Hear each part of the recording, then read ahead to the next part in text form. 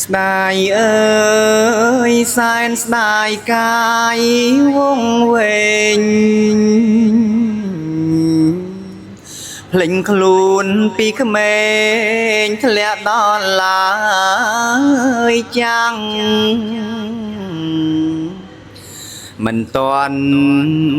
ធ្វើបន់គុណអ្វីខ្លាំងស្រាប់តែ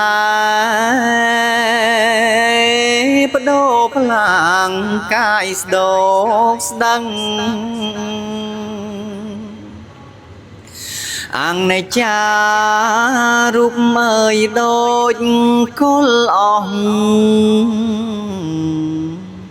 សូនសងរូបនឹងអត់មានឡើយក្លំមិនតាន់បានអ្វីជាពុំនឹងកាយនេះស្ដោកស្ដាំងដូចកុលឈើលាប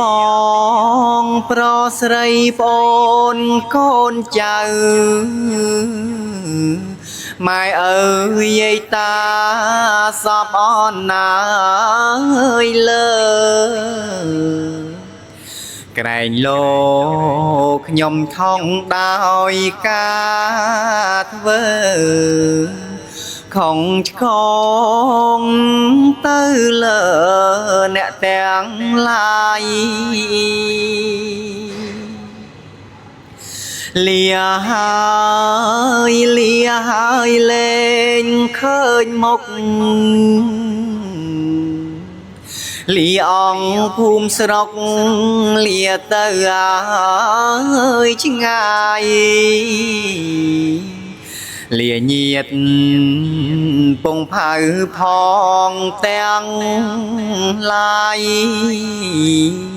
ខ្ញុំលាទៅអើយលែងវិលឡើយវិញ